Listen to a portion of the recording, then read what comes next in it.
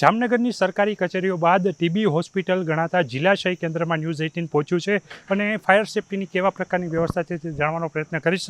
જે પ્રકારે મારા કેમેરા સહયોગી મનસુખભાઈ છે તેમને કહીશ કે અંદર જિલ્લા શય કેન્દ્રની અંદર કયા પ્રકારની વ્યવસ્થા છે આપણે જાણવાનો પ્રયત્ન કરીશું. અહીં જ્યારે પ્રવેશ કરવામાં આવે છે ત્યારે ફાયર સેફ્ટીના સિલિન્ડર તો જોવામાં આવી રહ્યા છે. અહીં ટીબી હોવાનું અનુમાન કેવી રીતના કરશો?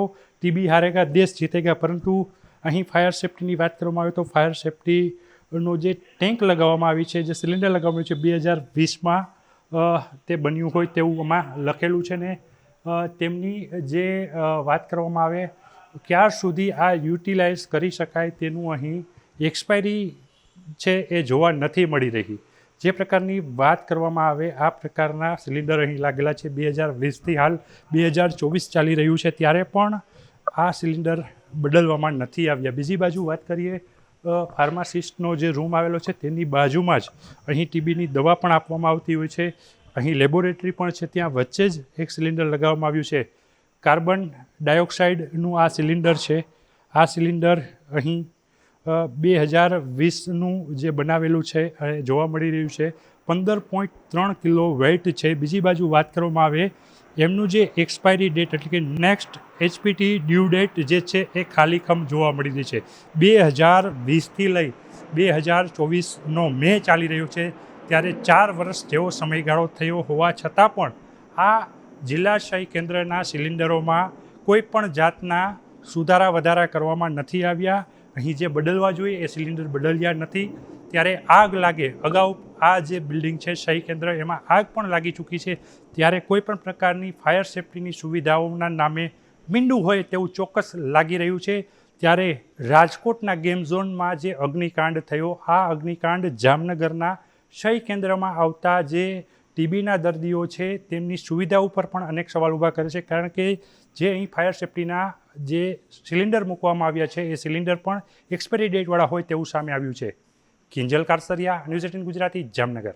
જામનગરની સરકારી કચેરીઓ બાદ ટીબી હોસ્પિટલ ગણાતા જિલ્લા શય કેન્દ્રમાં ન્યૂઝ 18 પહોંચ્યું છે અને ફાયર સેફ્ટીની કેવા પ્રકારની વ્યવસ્થા છે તે જાણવાનો પ્રયત્ન કરીશ.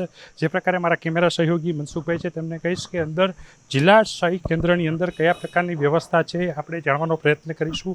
અહીં જ્યારે પ્રવેશ કરવામાં આવે છે ત્યારે ફાયર સેફ્ટીના સિલિન્ડર તો જોવામાં આવી રહ્યા છે.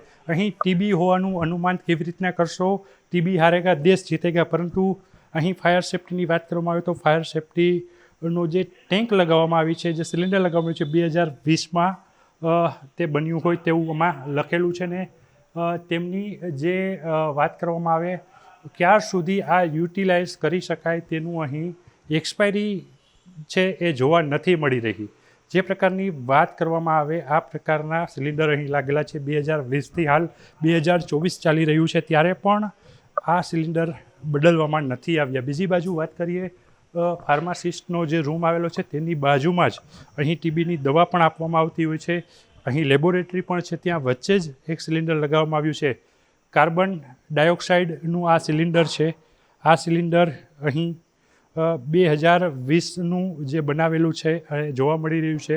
15.3 કિલો વેઇટ છે. બીજી બાજુ વાત કરવામાં આવે એમનું જે એક્સપાયરી ડેટ એટલે કે નેક્સ્ટ HPT ડ્યુ ડેટ જે છે એ ખાલીખમ જોવા મળી રહી છે. 2020થી લઈ 2024નો મે ચાલી રહ્યો છે ત્યારે 4 વર્ષ જેવો સમયગાળો થયો હોવા છતાં પણ આ જિલ્લા શય કેન્દ્રના સિલિન્ડરોમાં કોઈ પણ જાતના સુધારા વધારા કરવામાં નથી આવ્યા. અહીં જે બદલવા જોઈએ એ સિલિન્ડર બદલ્યા નથી. ત્યારે આગ લાગે અગાઉ આ જે બિલ્ડિંગ છે શય કેન્દ્ર એમાં આગ પણ લાગી ચૂકી છે ત્યારે કોઈ પણ પ્રકારની ફાયર સેફ્ટીની સુવિધાઓના નામે મીંડું હોય તેવું ચોક્કસ લાગી રહ્યું છે. ત્યારે રાજકોટના ગેમ ઝોનમાં જે અગ્નિકાંડ થયો, આ અગ્નિકાંડ જામનગરના શય કેન્દ્રમાં આવતા જે ટીબીના દર્દીઓ છે તેમની સુવિધા ઉપર પણ અનેક સવાલ ઊભા કરે છે. કારણ કે જે અહીં ફાયર સેફ્ટીના જે સિલિન્ડર મૂકવામાં આવ્યા છે એ સિલિન્ડર પણ એક્સપાયરી ડેટવાળા હોય તેવું સામે આવ્યું છે. કિંજલ કારસરિયા, ન્યૂઝ 18 ગુજરાતી, જામનગર.